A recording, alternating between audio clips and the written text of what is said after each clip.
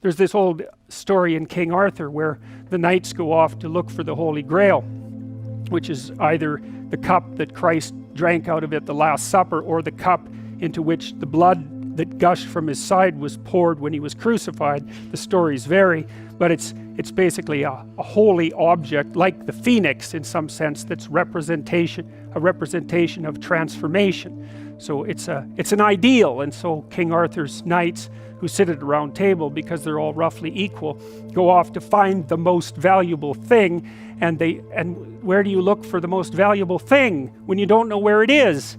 Well, each of the knights looks at the forest surrounding the castle and enters the forest at the point that looks darkest to him.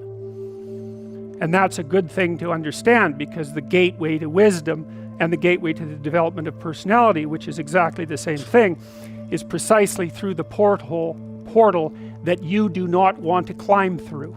And the reason for that's actually quite technical. This is a Jungian presupposition too, is that, well, there's a bunch of things about you that are underdeveloped, and a lot of those things are because there's things you've avoided looking at because you don't want to look at them, and there's parts of you you've avoided developing because it's hard for you to develop those parts. And so it's by virtual necessity that what you need is where you don't want to look, because that's where you've kept it. And that's why there's, an idiosyncratic element of it for everyone. Your particular place of enlightenment and terror is not going to be the same as yours, except that they're both places of enlightenment and terror. So they're equivalent at one level of analysis and different at another. So anyways, back to fiction and what it does. It distills truth, and it produces characters that are composites. And the more they become composites, the more they approximate a mythological character.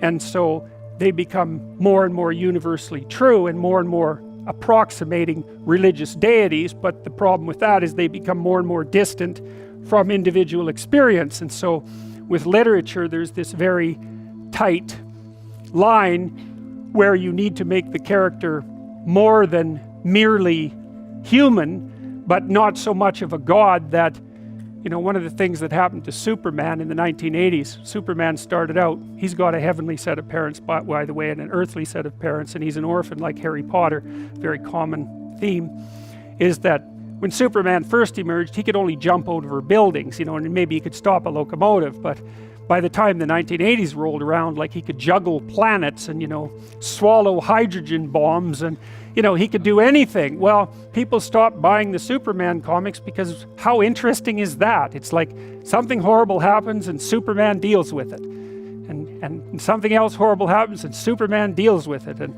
it's like, that's dull. He turned into such an archetype. He was basically the omniscient, omnipresent, omnipotent God, and that's no fun. It's like God wins, and then God wins again, and then again God wins, and so then they had to weaken him in different ways with kryptonite. So green kryptonite kind of made him sick, and red kryptonite, I think, kind of mutated him, if I remember correctly. And anyways, they had to introduce flaws into his character so that there could be some damn plot, and that's something to think about. There's a deep existential lesson in that your being is limited and flawed and fragile. You're like the genie, which is genius in the little tiny lamp, this immense potential, but constrained in this tiny little living space, as Robin Williams said when he played the genie in Aladdin.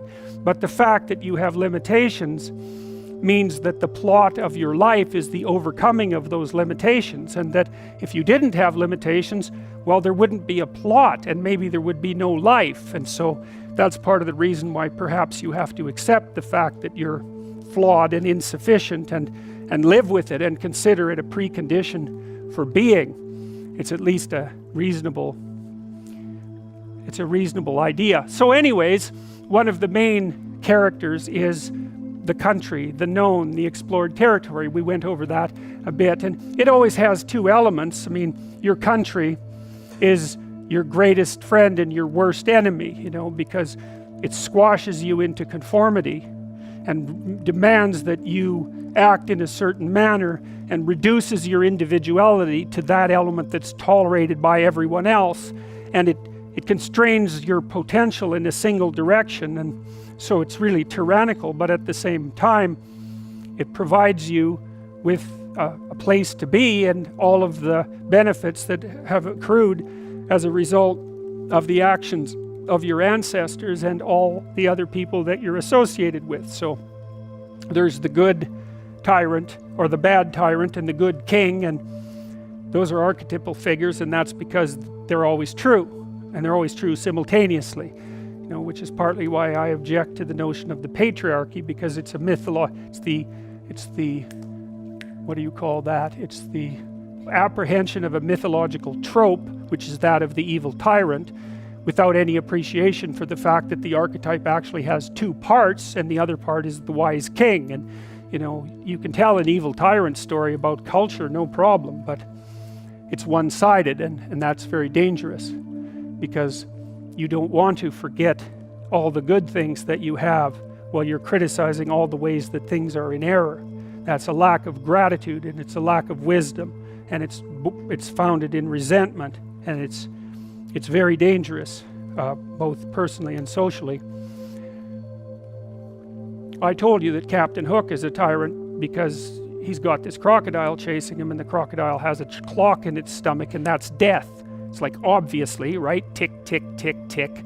And it's a crocodile, and it's under the water, and it's already got a taste of him, so he's being chased around by death, and that makes him terrified and resentful and cruel and bitter, and so he's a tyrant. And he wants to wreak havoc everywhere. And then Peter Pan, of course, looks at Captain Hook and thinks, why the hell should I grow up and to be a tyrant and sacrifice all the potential of childhood? And the answer to that is, the potential sacrifices itself if you don't utilize it as you mature, and you just end up a 40-year-old lost boy, which is a horrifying thing to behold. It's almost as if you're the corpse of a child, the living corpse of a child, because who the hell wants a 6-year-old, 40-year-old?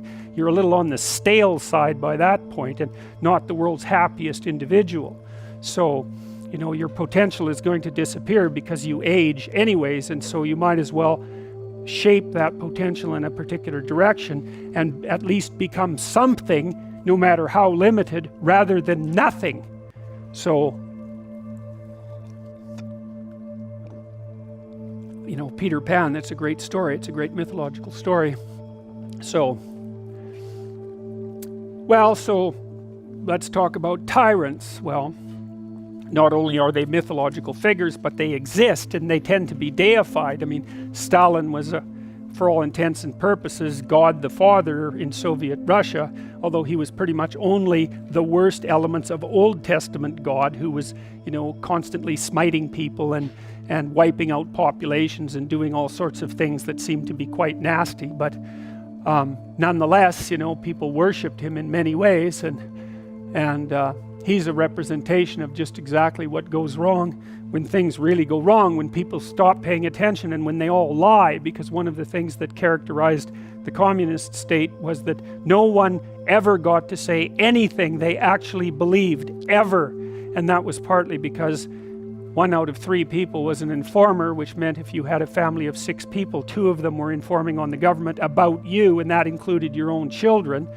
And if you were an informer, you were often amply rewarded by the state, so that if you lived in an overcrowded apartment building with 3 families in the same flat, and you informed on, the woman down the hall that you didn't like, she got shipped off to the old concentration camp, and you got her apartment. And so that was a lovely society, and it only killed about 30 million people between 1919 and 1959. So that's what happens when the archetypal structure gets tilted badly, when people forget that they have a responsibility to fulfill as citizens, as awake citizens who are capable of stating the truth, and the archetype shifts, so there's nothing left of the great father except the tyrant. And let's not have that happen. I mean, the one on the right is really interesting, because consciously or unconsciously, there's Stalin surrounded by what is, for all intents and purposes, fire.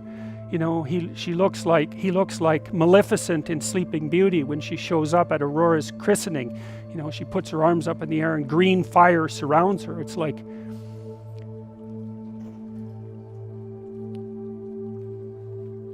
It's like he's surrounded by fire, and there's Lenin above him, who's like king of the fiery realm, and that's for sure.